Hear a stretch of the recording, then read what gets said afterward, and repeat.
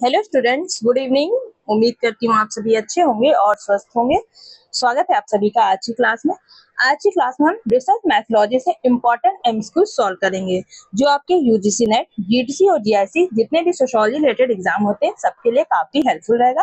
अगर आप चैनल पर नए हैं तो चैनल को सब्सक्राइब कीजिएगा, वीडियो अच्छी लगे तो वीडियो को लाइक कीजिएगा। किसी क्वेश्चन में कोई डाउट हो तो कमेंट बॉक्स में जरूर से बताइएगा।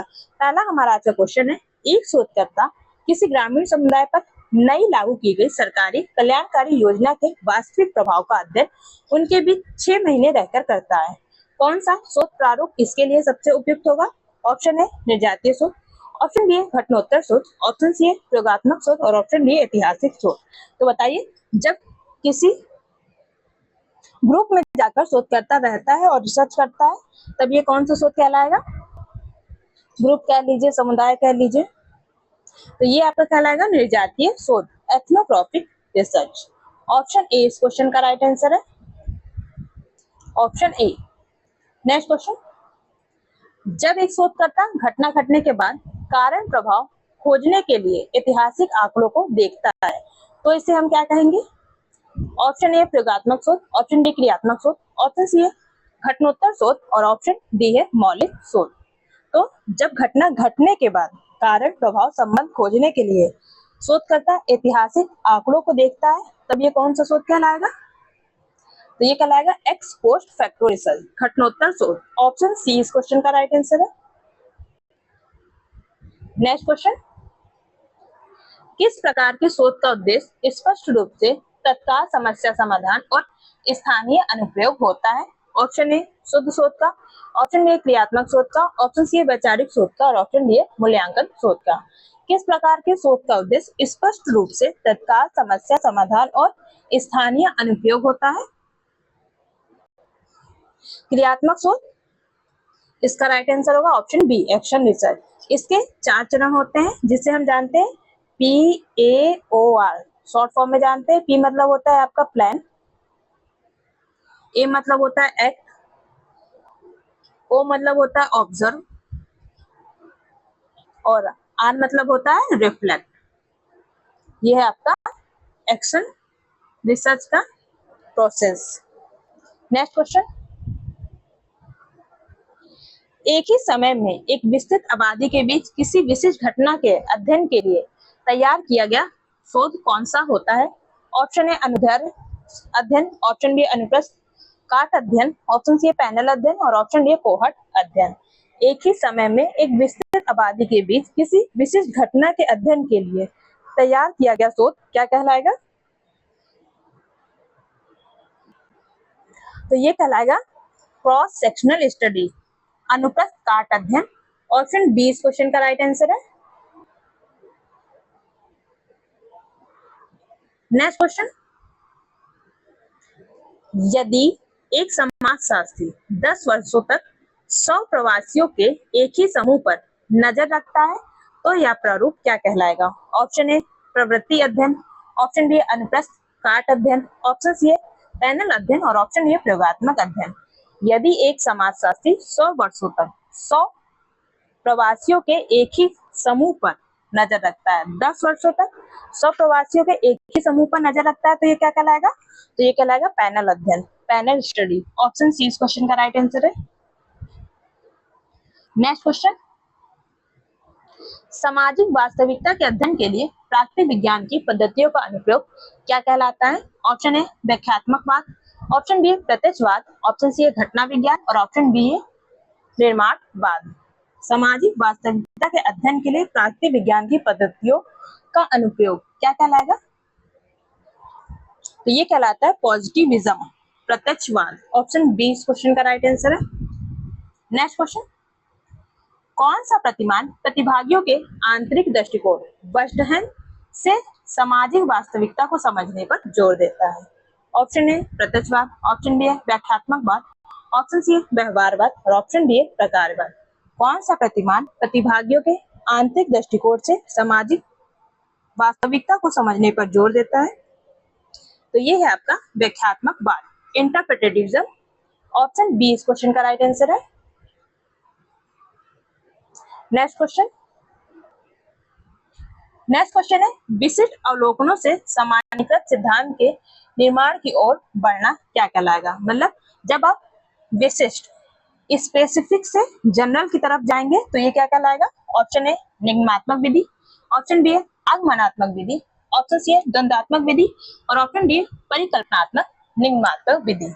जब आप स्पेसिफिक टू जनरल की तरफ जाते हैं तब ये क्या कहलाएगा, ये कहलाता है इंडक्टिव मेथड, आगमनात्मक विधि। ऑप्शन 20 क्वेश्चन का राइट आंसर है। नेक्स्ट क्वेश्चन, एक सामान्य सिद्धांत से विशिष्ट अवलोकनों की ओर बढ़ना क्या कहलाता है। जब आप जनरल टू स्पेसिफिक जाते हैं तब ये कौन सा रीजनिंग कहलाएगा। ऑप्शन ए आगमनात्मक तर्क, ऑप्शन बी निगमनात्मक तर्क, ऑप्शन सी है सदृशात्मक तर्क और ऑप्शन डी है भ्रामक तर्क। तो बताइए क्या कहलाएगा। तो ये कहलाएगा निगमनात्मक, मतलब डिडक्टिव रीजनिंग। ऑप्शन 20 क्वेश्चन का राइट आंसर है। नेक्स्ट क्वेश्चन, किसी घटना के बारे में प्रारंभिक परिचितता नई अंतर्दृष्टि प्राप्त करने के लिए किया गया शोध कौन सा है। ऑप्शन ए वर्णनात्मक शोध, ऑप्शन बी व्याख्यात्मक शोध, ऑप्शन सी अन्वेषणात्मक शोध और ऑप्शन डी निदानात्मक शोध। किसी घटना के बारे में प्रारंभिक परिचितता या नई अंतर्दृष्टि प्राप्त करने के लिए किस प्रकार का शोध किया जाता है। मतलब जब आपको उसके बारे में कुछ भी पता नहीं होता है जिसका आप अध्ययन करना चाहते हैं तब आप करते हैं एक्सप्लोरेटरी रिसर्च, अन्वेषणात्मक शोध। ऑप्शन सी इस क्वेश्चन का राइट आंसर है। नेक्स्ट क्वेश्चन, स्थितियों या समूहों का सटीक और विस्तृत विवरण देना किस प्रकार का शोध है। ऑप्शन ए अन्वेषणात्मक, ऑप्शन बी वर्णनात्मक, ऑप्शन सी है मौलिक और ऑप्शन डी है प्रयोगात्मक। स्थितियों या समूहों का सटीक और विस्तृत विवरण देना किस प्रकार का शोध कहलाता है। तो ये कहलाता है आपका डिस्क्रिप्टिव रिसर्च या वर्णनात्मक शोध। ऑप्शन 20 क्वेश्चन का राइट आंसर होगा। नेक्स्ट क्वेश्चन, प्रयोगात्मक शोध में शोधकर्ता द्वारा परिवर्तित किया जाने वाला चर कौन सा होता है। प्रयोगात्मक शोध में शोधकर्ता द्वारा परिवर्तित किया जाने वाला चर क्या कहलाता है। ऑप्शन ए आश्रित चर, ऑप्शन बी स्वतंत्र चर, ऑप्शन सी है बाह्य चर और ऑप्शन डी है संकीर्ण चर। तो किस वेरिएबल को मैनिपुलेट किया जाता है, तो इंडिपेंडेंट वेरिएबल स्वतंत्र चर को मैनिपुलेट किया जाता है। ऑप्शन 20 क्वेश्चन का राइट आंसर है। नेक्स्ट क्वेश्चन, एक चर जो दो दिए गए बिंदुओं के बीच कोई भी मान ले सकता है जैसे आयु क्या कहलाएगा। ऑप्शन ए असतत चर, ऑप्शन बी है सतत चर, ऑप्शन सी है द्विभाजी चर और ऑप्शन डी है गुणात्मक चर। तो आपको बताना है आयु किस प्रकार का चर है। तो ये सतत चर है, कॉन्टिन्यूअस वेरिएबल है। ऑप्शन बी, क्योंकि इसमें रुकावट तो देखी नहीं जाती है, आयु हमेशा आपकी बढ़ती रहती है। नेक्स्ट क्वेश्चन, शोध में त्रिभुजन का क्या अर्थ है, ट्रायंगुलेशन का मीनिंग बताना है आपको। ऑप्शन है 3 नमूने, ऑप्शन बी है विभिन्न विधियों और डेटा का मिश्रण, ऑप्शन सी 3 सांख्यिकी परीक्षण और ऑप्शन डी सर्वेक्षण में 3 विकल्प। तो बताइए त्रिभुजन का अर्थ क्या है, ट्रायंगुलेशन मेथड किसे कहते हैं। तो इसमें हम लोग क्या करते हैं, मल्टीपल मेथड्स और मल्टीपल डेटा का यूज करते हैं। ऑप्शन 20 क्वेश्चन का राइट आंसर है विभिन्न विधियों डेटा स्रोतों का मिश्रण, ऑप्शन बी। नेक्स्ट क्वेश्चन, प्राथमिक डेटा का उदाहरण कौन सा है। ऑप्शन ए जनरल लेख, ऑप्शन बी पाठ्य पुस्तक, ऑप्शन सी गहन साक्षात्कार और ऑप्शन डी एनजीओ रिपोर्ट। तो बताइए प्राथमिक डेटा का इनमें से कौन सा उदाहरण है।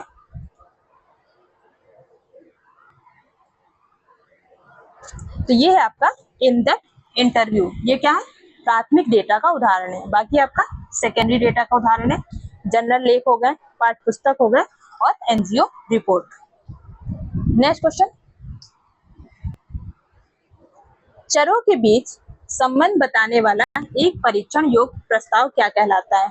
ऑप्शन ए अवधारणा, ऑप्शन बी सिद्धांत, ऑप्शन सी परिकल्पना और ऑप्शन डी स्वयं सिद्ध। चरों के बीच संबंध बताने वाला एक परीक्षण योग्य प्रस्ताव, a tentative testable proposition asserting a relationship between a variable is called hypothesis परिकल्पना। ऑप्शन सी इस क्वेश्चन का राइट आंसर है। नेक्स्ट क्वेश्चन, कोई सांख्यिकी अंतर नहीं बताने वाली परिकल्पना है। ऑप्शन ए दिशात्मक परिकल्पना, ऑप्शन बी शून्य परिकल्पना, ऑप्शन सी वैकल्पिक परिकल्पना और ऑप्शन डी कारणात्मक परिकल्पना। तो बताइए, a hypothesis that asserts no statistical difference. तो इसे कहते हैं शून्य परिकल्पना, नल हाइपोथेसिस। ऑप्शन बी इस क्वेश्चन का राइट आंसर है। ऑप्शन बी होगा इसका राइट आंसर।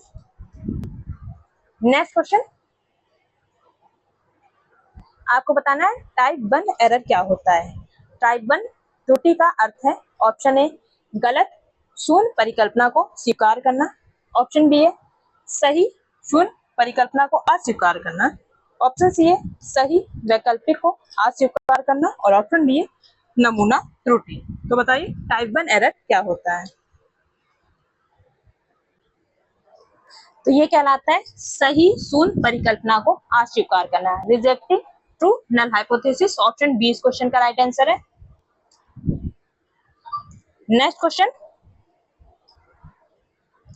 गलत शून्य परिकल्पना को स्वीकार कर लेना कौन सा एरर कहलाता है। Option A type 1 error, option B है टाइप 2 एरर, ऑप्शन 3 है सैंपलिंग एरर या नमूना त्रुटि और ऑप्शन डी है मापन त्रुटि। गलत शून्य परिकल्पना को स्वीकार कर लेना क्या कहलाता है।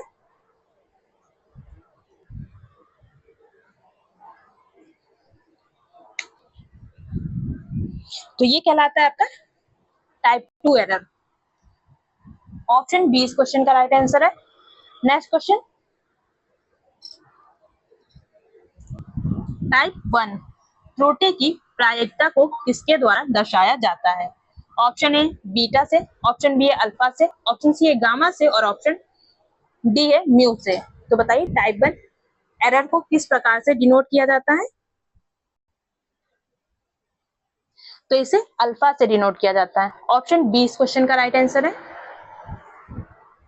नेक्स्ट क्वेश्चन, कौन सी सैंपलिंग तकनीक यह सुनिश्चित करती है कि जनसंख्या के प्रत्येक तत्व के चयन की एक ज्ञात और गैर शून्य संभावना हो।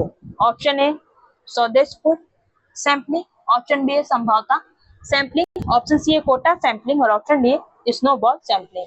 कौन सी सैंपलिंग तकनीक यह सुनिश्चित करती है कि जनसंख्या के प्रत्येक तत्व के चयन की एक ज्ञात और गैर शून्य संभावना हो।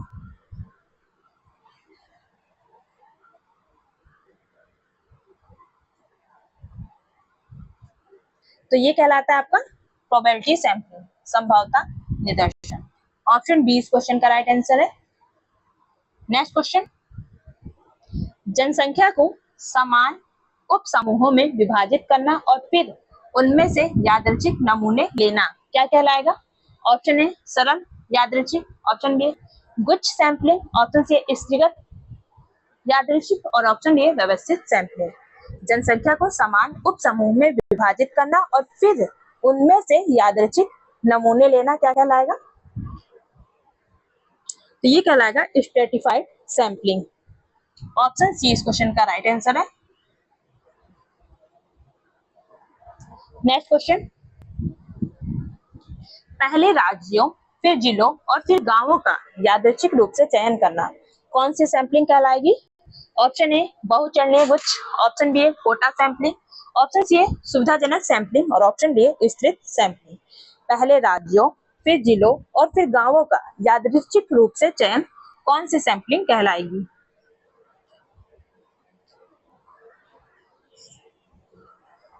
तो ये कहलाएगी बहुचरणीय गुच्छ, multi stage cluster sampling. Option A इस क्वेश्चन का राइट आंसर है। ऑप्शन ए। नेक्स्ट क्वेश्चन, बिना किसी यादृच्छिक चयन के पूर्व निर्धारित श्रेणियों के आधार पर नमूना चुनना क्या कहलाता है। ऑप्शन ए विस्तृत सैंपलिंग मतलब stratified sampling, option B quota sampling, option C purposive या स्व उद्देश्य सैंपलिंग और ऑप्शन डी गुच्छ सैंपलिंग मतलब क्लस्टर सैंपलिंग। तो बताइए बिना किसी यादृच्छिक चयन के पूर्व निर्धारित श्रेणियों के आधार पर नमूना चुनना क्या कहलाता है। तो ये कहलाएगा कोटा सैंपलिंग। ऑप्शन बी इस क्वेश्चन का राइट आंसर है।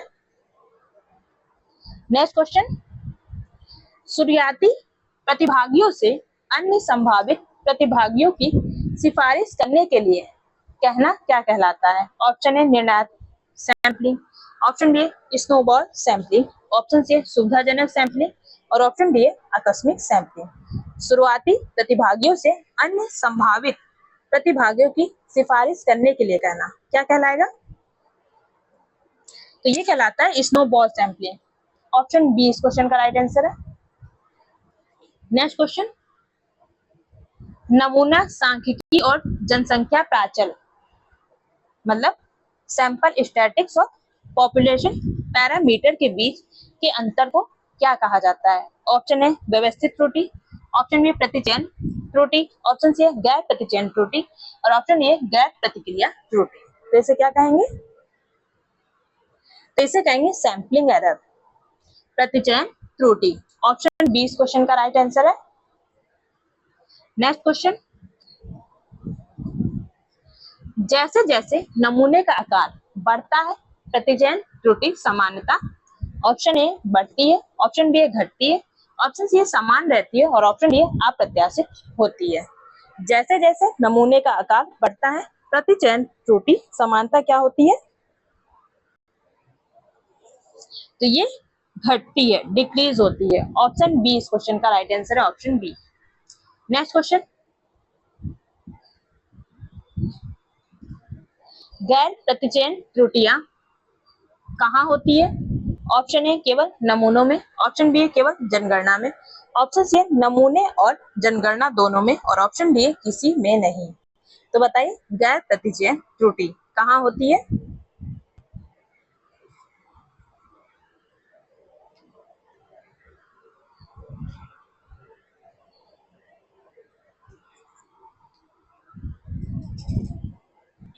तो इसका जो राइट आंसर है वो है ऑप्शन सी, नमूने और जनगणना दोनों में, both sample and census. Option C इस क्वेश्चन का राइट आंसर है। नेक्स्ट क्वेश्चन, अमूर्त अवधारणा को मापने योग्य संकेतकों में बदलना क्या कहलाता है? ऑप्शन ए परिभाषा देना, ऑप्शन बी संक्रियात्मकता, ऑप्शन सी परीक्षण करना और ऑप्शन डी कोडिंग। अमूर्त अवधारणा को मापने योग्य संकेतकों में बदलना क्या कहलाएगा?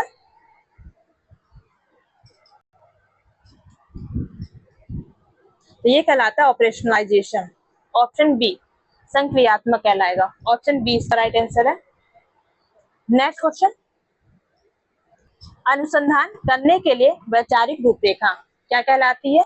ऑप्शन ए परिकल्पना, ऑप्शन बी प्रतिमान, ऑप्शन सी अनुसंधान प्रारूप और ऑप्शन डी उद्देश्य। तो बताइए कॉन्सेप्चुअल फ्रेमवर्क क्या कहलाता है?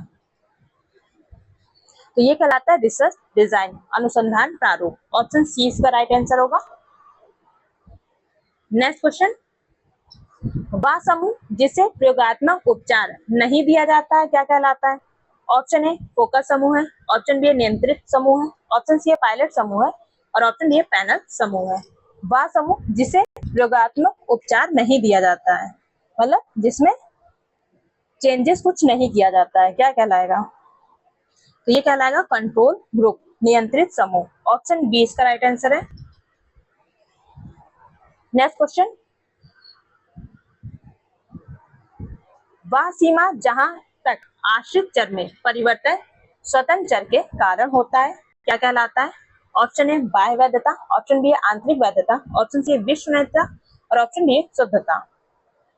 वह सीमा जहां तक आश्रित चर में परिवर्तन स्वतंत्र चर के कारण होता है क्या कहलाएगा? तो ये कहलाएगा इंटरनल वैलिडिटी, आंतरिक वैधता। ऑप्शन बी इस क्वेश्चन का राइट आंसर है।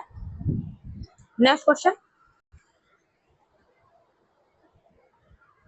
परिणामों को विभिन्न स्थितियों और परिवेशों में लागू करने की क्षमता सामान्यीकरण क्या कहलाता है?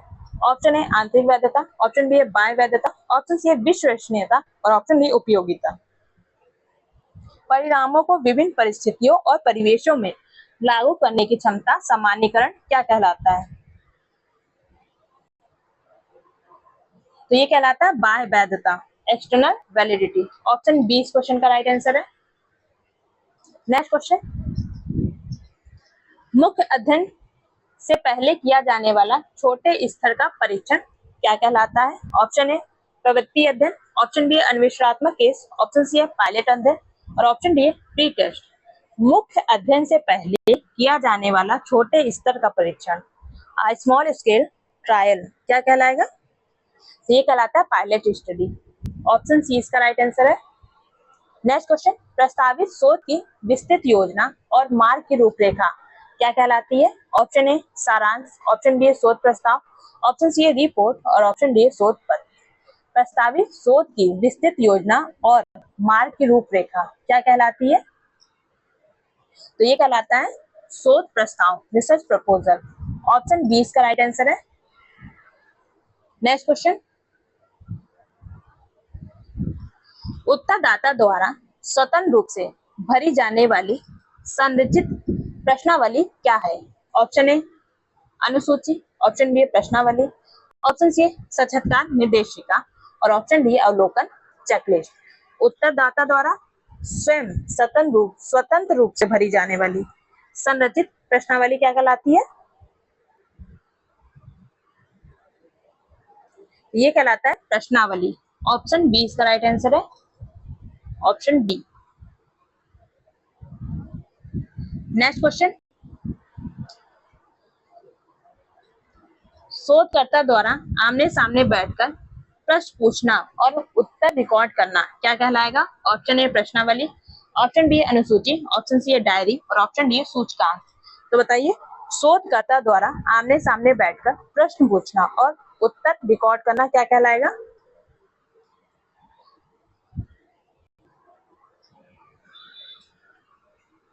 तो ये कहलाएगा अनुसूची। ऑप्शन बी इस क्वेश्चन का राइट आंसर है। नेक्स्ट क्वेश्चन, मानकीकृत प्रश्नों के पूर्व निर्धारित क्रम के साथ किया गया साक्षात्कार क्या कहलाता है? ऑप्शन ए असंरचित साक्षात्कार, ऑप्शन बी अर्धसंरचित साक्षात्कार, ऑप्शन सी संरचित साक्षात्कार और ऑप्शन डी नैदानिक साक्षात्कार। मानकीकृत प्रश्नों के पूर्व निर्धारित क्रम के साथ किया गया साक्षात्कार मतलब इसमें प्रश्न क्या होते हैं, पहले से संरचित होते हैं। तो ये क्या कहलाएगा? संरचित साक्षात्कार, स्ट्रक्चरल इंटरव्यू। ऑप्शन सी इस क्वेश्चन का राइट आंसर है। नेक्स्ट क्वेश्चन, समूह को बिना बताए उनके व्यवहार का अवलोकन करना क्या कहलाता है? ऑप्शन ए सहभागी, ऑप्शन बी असहभागी या प्रश्न अवलोकन, ऑप्शन सी मुक्त, अंत और ऑप्शन डी क्रियात्मक। समूह को बिना बताए उनके व्यवहार का अवलोकन करना क्या कहलाएगा? तो ये कहलाएगा असहभागी अवलोकन, non participant observation. Option B इस क्वेश्चन का राइट आंसर है। नेक्स्ट क्वेश्चन,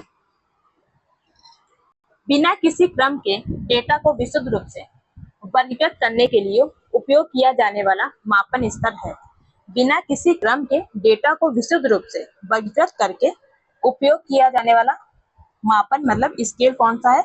ऑप्शन ए क्रमिक पैमाना है, ऑप्शन बी नाममात्र का पैमाना है, ऑप्शन सी अंतराल पैमाना है और ऑप्शन डी अनुपात पैमाना है। तो इसे हम कहते हैं नॉमिनल स्केल। इसमें क्या होता है, पहले से हम किसी को क्रम में नहीं रखते हैं, सिर्फ जैसे आपका नाम क्या है, आपकी कास्ट क्या है, आपका धर्म क्या है, ये कैसा हो गया, ये एक प्रकार का नॉमिनल स्केल हो गया। ऑप्शन बी इस क्वेश्चन का राइट आंसर है। नेक्स्ट क्वेश्चन, निम्न वर्ग, मध्यम वर्ग, उच्च वर्ग का वर्गीकरण किस पैमाने का उदाहरण है? ऑप्शन ए नाममात्र, ऑप्शन बी क्रमिक, ऑप्शन सी अंतराल और ऑप्शन डी अनुपात पैमाना। तो जब हम किसी क्लास को लोअर, मिडिल और अपर में बांट देंगे तब ये कौन सा स्केल होगा? तब ये ऑर्डिनल स्केल होगा, इसी से हम इसे मापेंगे, क्रमिक पैमाना। ऑप्शन बी इसका राइट आंसर है। नेक्स्ट क्वेश्चन, वास्तविक और गैर मनमाना शून्य बिंदु एब्सोल्यूट जीरो वाला पैमाना कौन सा होता है? ऑप्शन ए नाममात्र का पैमाना होता है, ऑप्शन बी क्रमिक पैमाना होता है, ऑप्शन सी अंतराल पैमाना होता है और ऑप्शन डी अनुपात पैमाना होता है। वास्तविक और गैर मनमाना शून्य बिंदु मतलब एब्सोल्यूट जीरो किसमें होता है? तो ये होता है रेशियो स्केल, अनुपात पैमाने में। ऑप्शन डी इस क्वेश्चन का राइट आंसर है। नेक्स्ट क्वेश्चन, सहमति या असहमति मापने वाला 5 या 7 बिंदुओं वाला पैमाना कौन सा पैमाना कहलाता है? ऑप्शन ए गटमैन पैमाना, ऑप्शन बी है लिकट पैमाना, ऑप्शन सी है थर्स्टन पैमाना और ऑप्शन डी बोगार्ट्स पैमाना। सहमति या असहमति मापने वाला 5 या 7 बिंदुओं वाला पैमाना क्या कहलाता है? तो ये कहलाता है लिकट स्केल, लिकट पैमाना। ऑप्शन बी इस क्वेश्चन का राइट आंसर है। Next question, Bogardus social distance scale क्या मापता है? ऑप्शन ए शारीरिक दूरी, ऑप्शन बी सामाजिक स्वीकृति और पूर्वाग्रह, ऑप्शन सी है सामाजिक गतिशीलता और ऑप्शन डी आर्थिक संसाधन। तो बताइए बोगार्ट्स ने जो सामाजिक दूरी का स्केल दिया था वो क्या मापता है? तो ये मापता है सामाजिक स्वीकृति और पूर्वाग्रह। ऑप्शन बी इस क्वेश्चन का राइट आंसर है, ऑप्शन बी।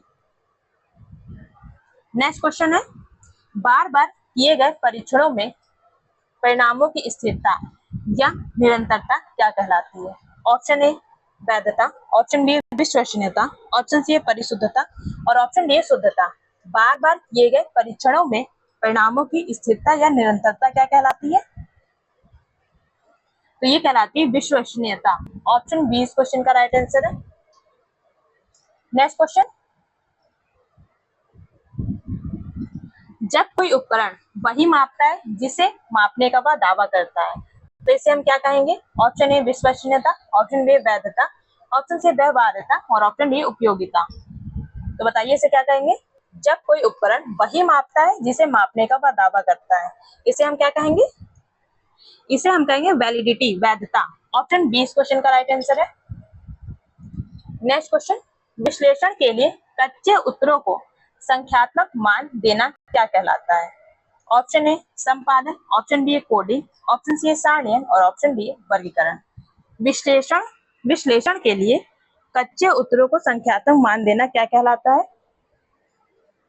तो ये कहलाता है कोडिंग। ऑप्शन बी इस क्वेश्चन का राइट आंसर है। नेक्स्ट क्वेश्चन है, डेटा को पंक्तियों और स्तंभों में व्यवस्थित करना क्या कहलाता है?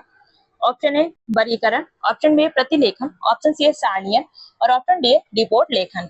डेटा को पंक्तियों मतलब रोज में और स्तंभों कॉलम्स में व्यवस्थित करना क्या कहलाएगा? तो ये कहलाता है सारणीयन, टेबुलेशन। ऑप्शन सी इसका राइट आंसर है। नेक्स्ट क्वेश्चन, वह सांख्यिकी औसत जो सबसे अधिक बार आने वाले मान को दर्शाता है क्या कहलाता है? Option A mark, option B माध्यिका, ऑप्शन सी है बहुलक और ऑप्शन डी है परास मतलब रेंज। वह सांख्यिकी औसत जो सबसे अधिक बार आने वाले मान को दर्शाता है क्या कहलाएगा? तो ये कहलाएगा बहुलक, मोड। ऑप्शन सी इसका राइट आंसर है, ऑप्शन सी। नेक्स्ट क्वेश्चन, बिना श्रेय दिए किसी और के काम को अनैतिक रूप से नकल करना क्या कहलाएगा? ऑप्शन ए नवाचार, ऑप्शन बी साहित्यिक चोरी, ऑप्शन सी अनुवाद और ऑप्शन डी प्रस्तुतिकरण। बिना श्रेय दिए किसी और के काम की अनैतिक रूप से नकल करना क्या कहलाता है? तो ये कहलाता है प्लेगरिज्म, साहित्यिक चोरी। ऑप्शन बी इसका राइट आंसर है। नेक्स्ट क्वेश्चन है, scientific social survey and research, scientific social survey and research पुस्तक के लेखक कौन है? Option A PV Young, option B J Lundberg, option C AL Bowley और ऑप्शन डी हर्बर्ट हाइमन। तो बताइए scientific social survey and research किसी पुस्तक है? तो इस पुस्तक को लिखने वाले पीवी यंग। ऑप्शन ए इस क्वेश्चन का राइट आंसर है, ऑप्शन ए। नेक्स्ट क्वेश्चन, उम्मीद करती हूँ आपको विजुअल होगा। किसने सामाजिक अनुसंधान को वैज्ञानिक योजना के रूप में परिभाषित किया जिसका उद्देश्य तार्किक और व्यवस्थित पद्धतियों के माध्यम से नए तथ्यों की खोज करना और पुराने तथ्यों का सत्यापन करना है? ये परिभाषा आपको बतानी है, किसने दी है? Option A C A Moser, option B PV Young, option C A Bogardus और ऑप्शन डी कैलिंगर। किसने सामाजिक अनुसंधान को एक वैज्ञानिक योजना के रूप में परिभाषित किया जिसका उद्देश्य तार्किक और व्यवस्थित पद्धतियों के माध्यम से नए तथ्यों की खोज करना है?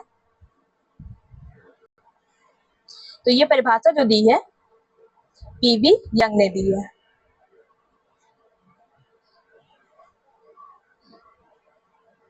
ऑप्शन बी इस क्वेश्चन का राइट आंसर है। Next question,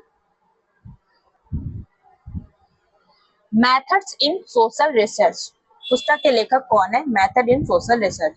option A Burgess और लॉक, ऑप्शन बी गुड एवं हार्ट, ऑप्शन सी मार्क्स और एंगल्स और ऑप्शन डी इडियट और मेरिस। तो इस पुस्तक को लिखा है गुडे एवं हार्ट ने। ऑप्शन बी इसका राइट आंसर है।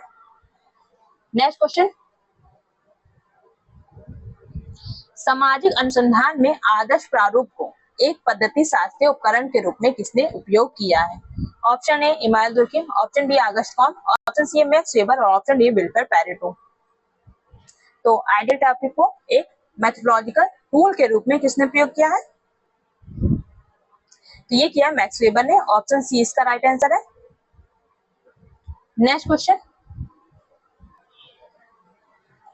किस विचारक ने सामाजिक दूरी पैमाना की अवधारणा प्रस्तुत की है? अभी हमने ये क्वेश्चन सॉल्व किया है। ऑप्शन ए फ्रांसिस लिकर्ट ने, ऑप्शन बी एलन थर्स्टन ने, ऑप्शन सी है ई.एस. बोगार्ट ने और ऑप्शन डी है लुइस गॉटमैन ने। तो बताइए सामाजिक दूरी का पैमाना, सोशल डिस्टेंस स्केल थ्योरी किसने दी है? तो ये दी है ई.एस. बोगार्ट ने। ऑप्शन सी इसका राइट आंसर है। नेक्स्ट क्वेश्चन, सोशियोमेट्री समाज वित्ती पद्धति के जनक कौन है?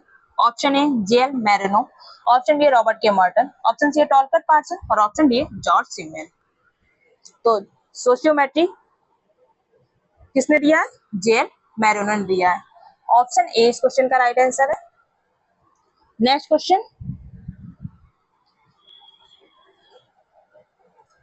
N outline of social psychology, an outline of social psychology किसके द्वारा लिखी गई पुस्तक है? Option A Muzafer Sherif, option B है सोलोमन एस, ऑप्शन सी है विलियम मैकडूगल और ऑप्शन डी है Gardner Murphy.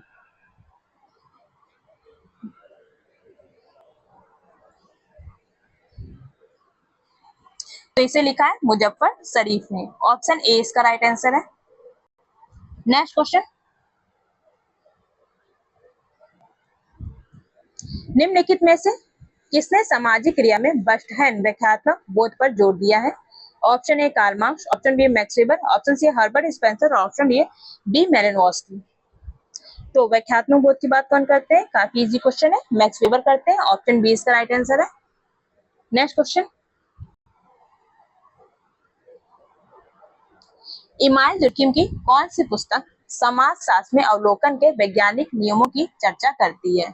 Option A suicide, option B the rules of sociological method, option C है the division of labour in society और option D है primitive classification. Emile Durkheim की कौन सी पुस्तक समाजशास्त्र में अवलोकन के वैज्ञानिक नियमों की चर्चा करती है? तो ये पुस्तक है the rules of sociological method. Option B इसका राइट आंसर है। कब ये पुस्तक आई थी कमेंट बॉक्स में आप लोग बताइए। तो ये पुस्तक आई थी 1895 में। कब? 1895 में। नेक्स्ट क्वेश्चन,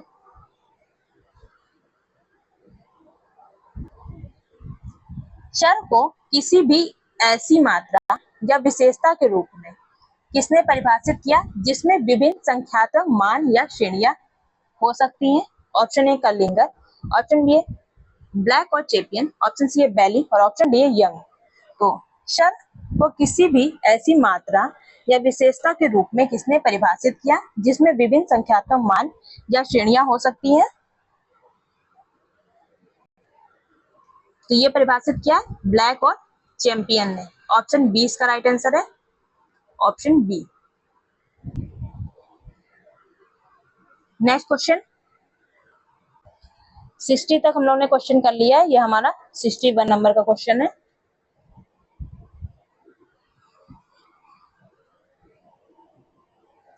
कार्ल पॉपर का यह सिद्धांत कि कोई सिद्धांत वैज्ञानिक तभी है जब उसका परीक्षण किया जा सके और उसे संभावित रूप से गलत साबित किया जा सके, क्या कहलाता है? ऑप्शन ए सत्यापन, ऑप्शन बी असत्यतावाद और ऑप्शन सी है तार्किक प्रत्यक्षवाद और ऑप्शन डी आगमन। कार्ल पॉपर का वह सिद्धांत, कोई सिद्धांत वैज्ञानिक तभी है जब उसका परीक्षण किया जा सकता है या उसे संभावित रूप से गलत साबित किया जा सकता है, क्या कहलाएगा? तो ये कहलाएगा असत्यतावाद, फॉल्सिफिकेशन। ऑप्शन बी इसका राइट आंसर है। नेक्स्ट क्वेश्चन,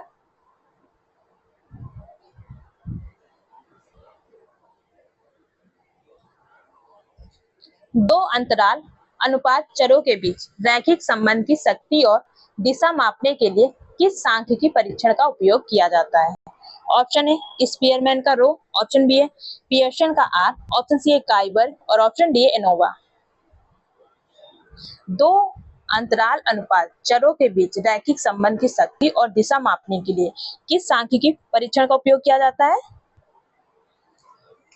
तो पियर्सन आर का प्रयोग किया जाता है। ऑप्शन बी इस क्वेश्चन का राइट आंसर है। नेक्स्ट क्वेश्चन,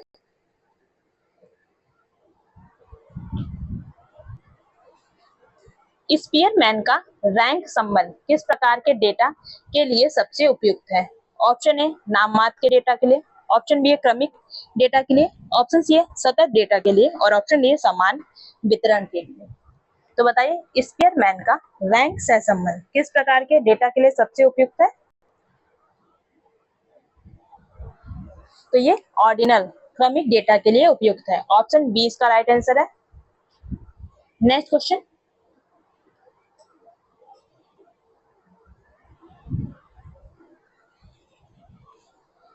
विषय वस्तु विश्लेषण में पूर्व निर्धारित नियमों के आधार पर कच्चे डेटा को विशिष्ट श्रेणियों में रखने की प्रक्रिया क्या कहलाती है? ऑप्शन ए प्रतिचयन, option B coding, option C सारणीयन और ऑप्शन डी स्केलिंग। विषय वस्तु विश्लेषण में पूर्व निर्धारित नियमों के आधार पर कच्चे डेटा को विशिष्ट श्रेणियों में रखने की प्रक्रिया क्या कहलाएगी? तो ये कहलाती है कोडिंग। ऑप्शन बी इसका राइट आंसर है। नेक्स्ट क्वेश्चन,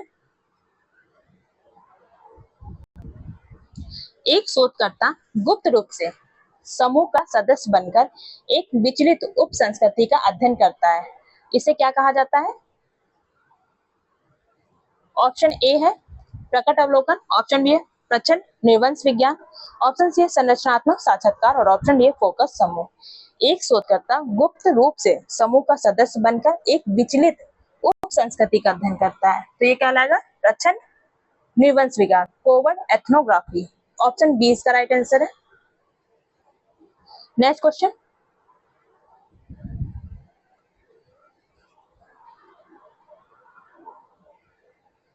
जटिल सामाजिक घटनाओं को गहराई से समझने के लिए एक इकाई या छोटे समूह का उपयोग करने की प्रक्रिया है।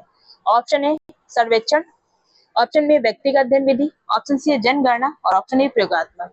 जटिल सामाजिक घटनाओं को गहराई से समझने के लिए एक इकाई या छोटे समूह को उपयोग करने की प्रक्रिया क्या कहलाती है? तो ये कहलाता है केस स्टडी, व्यक्तिगत अध्ययन पद्धति। ऑप्शन बी इसका राइट आंसर है। नेक्स्ट क्वेश्चन,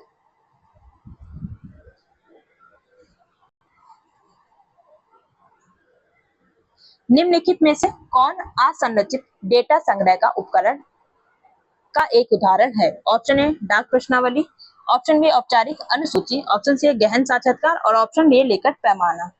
निम्नलिखित में से कौन असंरचित डेटा संग्रह उपकरण का एक उदाहरण है? तो ये है आपका इन डेप्थ इंटरव्यू, गहन साक्षात्कार। ऑप्शन सी इसका राइट आंसर है। Next question,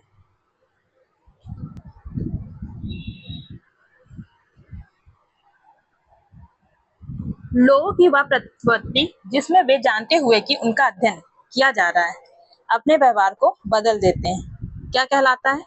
option A placebo प्रभाव, ऑप्शन बी हॉथॉर्न प्रभाव, ऑप्शन सी हेलो प्रभाव और ऑप्शन डी पिग्मेलियन प्रभाव। लोगों की वह प्रवृत्ति जिसमें वे जानते हैं कि उनका अध्ययन किया जा रहा है क्या कहलाता है? ये कहलाता है हॉथॉर्न इफेक्ट। ऑप्शन बी इसका राइट आंसर है। नेक्स्ट क्वेश्चन,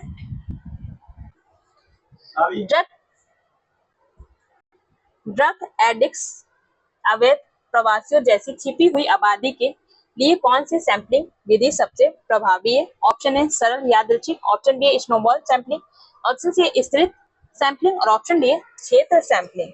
ड्रग एडिक्ट्स या अवैध प्रवासियों जैसी छिपी हुई आबादी के लिए कौन सी सैंपलिंग विधि सबसे प्रभावी होगी?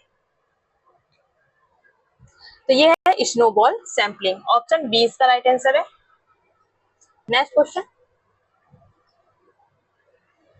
पियर्सन सहसंबंध गुणांक का -0.95 मान क्या दर्शाता है? ऑप्शन ए बहुत कमजोर संबंध है, ऑप्शन बी मजबूत नकारात्मक संबंध है, ऑप्शन सी कोई संबंध नहीं है और ऑप्शन डी पूर्ण सकारात्मक संबंध है।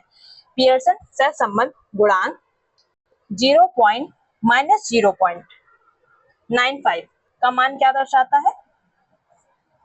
तो ये दर्शाता है कि मजबूत नकारात्मक संबंध है, strong negative relationship. Next question, ये हम लोग का 70 तक क्वेश्चन हो गया। अब हम लोग कुछ डेफिनेशन से संबंधित एमसीक्यू सॉल्व करेंगे। किसने सामाजिक अनुसंधान को सामाजिक जीवन को खोजने, विश्लेषण करने और अवधारणा बनाने की एक व्यवस्थित पद्धति के रूप में परिभाषित किया है ताकि ज्ञान का विस्तार, सुधार या सत्यापन किया जा सके? बताइए ये परिभाषा किसकी है? Option A C A Moser, option B PV Young, option C F N Kerlinger और option D G A Lundberg. तो इस परिभाषा को देने वाले पीवी यंग, ऑप्शन बी इसका राइट आंसर है। नेक्स्ट क्वेश्चन,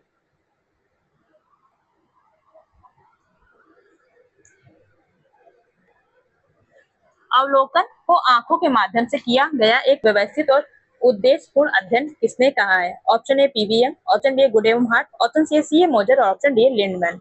तो बताइए अवलोकन को आंखों के माध्यम से किया गया एक व्यवस्थित और उद्देश्यपूर्ण अध्ययन किसने कहा है?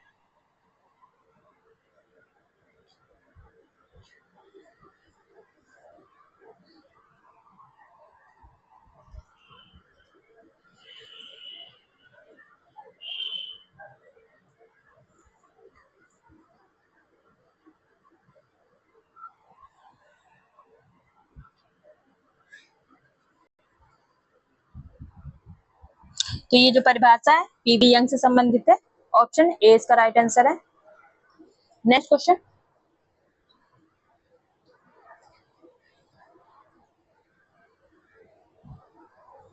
एक परिकल्पना एक अस्थायी सामान्यीकरण है जिसकी वैधता का परीक्षण किया जाना अभी बाकी है। यह परिभाषा किसने दी है? Option A G A Lundberg ने, ऑप्शन बी बैर और स्टैट ने, ऑप्शन सी बोगार्ट ने और ऑप्शन डी कर्लिंगर ने। एक परिकल्पना एक अस्थायी सामान्यीकरण है, किसने कहा है? ये कहा है जी ए लुंडबर्ग ने, ऑप्शन ए इसका राइट आंसर है। नेक्स्ट क्वेश्चन,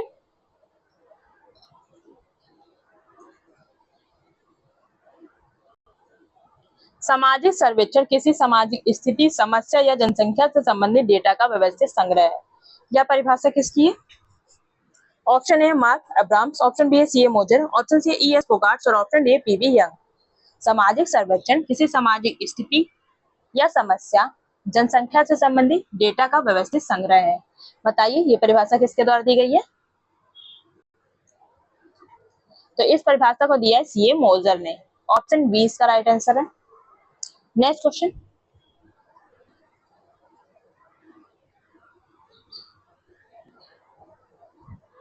किसने व्यक्तिगत अध्ययन को सामाजिक डेटा को व्यवस्थित करने के एक ऐसे तरीके के रूप में परिभाषित किया जिससे अध्ययन की जा रही सामाजिक वस्तु के एकीकृत स्वरूप को सुरक्षित रखा जा सके? Option A P B Young, option B Burgess, option C Goode and Hatt और ऑप्शन डी स्टाइल। तो बताइए ये परिभाषा किसने दी है? तो इस परिभाषा को देने वाले हैं बर्गेस, ऑप्शन बी इसका राइट आंसर है। Next question,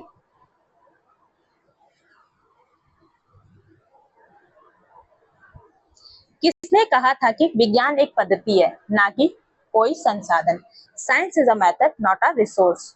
option A Karl Pearson ने, ऑप्शन बी स्टुअर्ट चेज ने, ऑप्शन सी ऑगस्ट कॉम्ट ने और ऑप्शन डी हर्बर्ट स्पेंसर ने। तो इस परिभाषा को दिया है स्टुअर्ट चेज ने, ऑप्शन बी इसका राइट आंसर है। नेक्स्ट क्वेश्चन,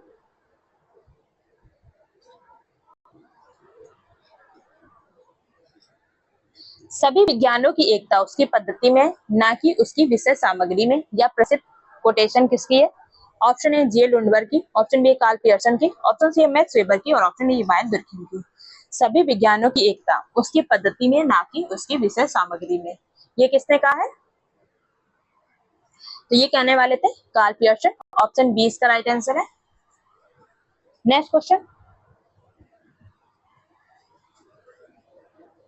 विषय वस्तु विश्लेषण को संचार की प्रत्यक्ष सामग्री के वस्तुनिष्ठ व्यवस्थित और मात्रात्मक विवरण के लिए एक शोध तकनीक के रूप में किसने परिभाषित किया है?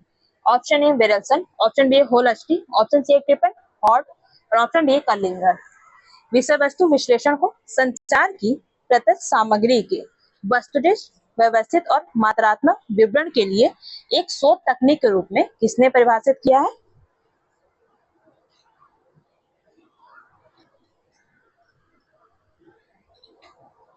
तो ये परिभाषित किया बेरेल्सन ने। ऑप्शन ए इसका राइट आंसर है।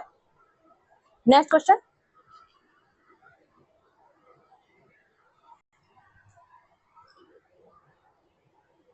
साक्षात्कार को आमने सामने की मौखिक बातचीत जिसकी साक्षात्कारकर्ता दूसरे व्यक्ति से जानकारी या राय प्राप्त करने की प्रयास करता है, क्या कहलाता है? ये परिभाषा मतलब किसने दी है? साक्षात्कार को एक आमने सामने की मौखिक बातचीत जिसमें साक्षात्कारकर्ता दूसरे व्यक्ति से जानकारी या राय प्राप्त करने का प्रयास करता है, क्या कहलाएगा? ऑप्शन ए है पीवी पॉमर की ये परिभाषा है, ऑप्शन बी है बिंघम और मूर की परिभाषा है, ऑप्शन सी है पीवी यंग की परिभाषा है और ऑप्शन डी है मोजर की परिभाषा है।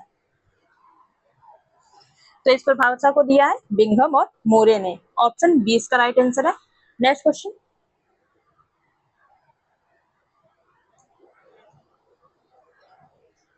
सांख्यिकी गणना का विज्ञान है या संकुचित परिभाषा किसने दी है?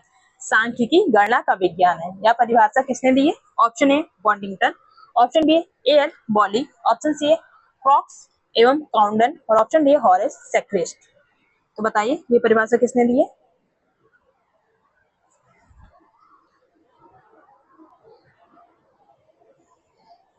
तो ये परिभाषा है ए एल बॉली की। ऑप्शन बी इसका राइट आंसर है। नेक्स्ट क्वेश्चन है, प्रसिद्ध पुस्तक the rules of sociological method के लेखक कौन है? Option A Auguste Comte, option B मैथ्स, ऑप्शन सी मैक्स वेबर और option D Herbert Spencer. The rules of sociological method ये किसकी पुस्तक है? तो इसको लिखा है इमाइल दुर्की ने। ऑप्शन बी इसका राइट आंसर है। Next question,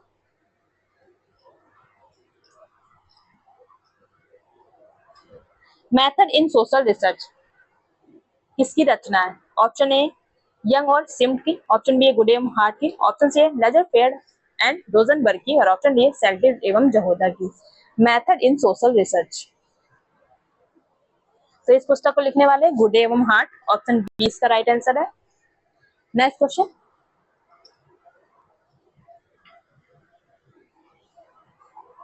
scientific social survey and research किसकी पुस्तक है? ये क्वेश्चन अभी हम लोग ने सॉल्व किया। Option A PBL, option B G L Lundberg, option C A L Bowley और option D C A Moser. Scientific social survey and research ये पुस्तक लिखी है पीवी यंग ने। ऑप्शन ए इसका राइट आंसर है। नेक्स्ट क्वेश्चन,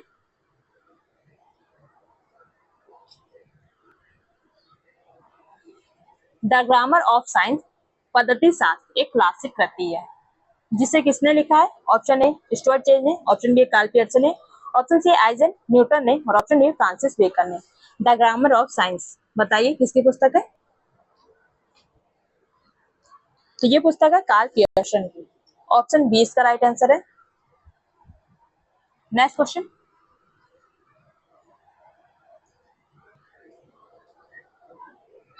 सोशल डिस्कवरी के लेखक कौन है? सोशल डिस्कवरी पुस्तक किसने लिखी है? ऑप्शन ए इसी लिंडमैन ने, ऑप्शन बी रॉबर्ट के मर्टन ने, ऑप्शन सी राइट मिल्स ने और ऑप्शन डी टॉलकट पार्सन्स ने। तो इस पुस्तक लिखा है इसी लिंडमैन ने। ऑप्शन ए इसका राइट आंसर है। Next question, survey method in social investigation पुस्तक किसके द्वारा लिखी गई है? Survey method in social investigation. Option A H H Hyman, option B C A Moser, option C P F Lazarsfeld और option D earl baby. तो पुस्तक लिखी है किसने? सी ए मोजर ने लिखी है। ऑप्शन बी इसका राइट आंसर है। Next question,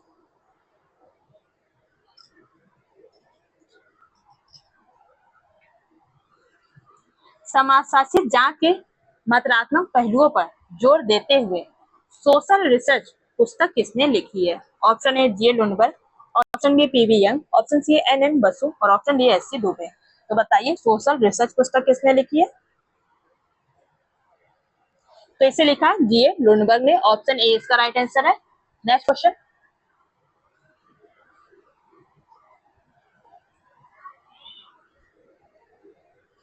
the logic of scientific discovery किस दार्शनिक की प्रमुख कृति है? Option A Thomas Kuhn, option B Karl Popper, option C Emily लॉकस्टॉस, option D Paul Fairbank. The logic of scientific discovery, तो ये पुस्तक है कार्ल पॉपर की, ऑप्शन बी इसका राइट आंसर है। Next question,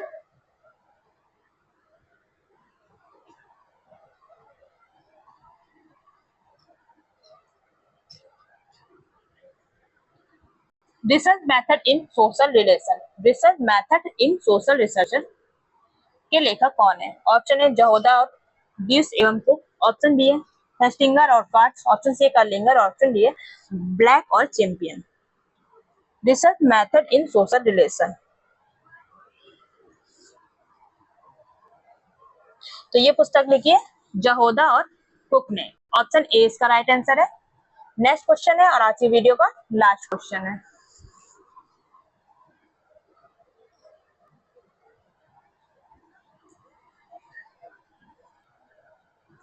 foundation of behavioural research किसके द्वारा लिखी गई पुस्तक है? Foundation of behavioural research, option A F N Kerlinger, option B F Skinner, option C है जॉन डीवी और ऑप्शन डी है कर्ट लेविन। तो इस पुस्तक को लिखा एफ एन कर्लिंगर ने, ऑप्शन ए इसका राइट आंसर है। उम्मीद करती हूँ आपको वीडियो अच्छी लगी होगी। किसी क्वेश्चन में कोई भी डाउट होगा तो कमेंट बॉक्स में बताइएगा।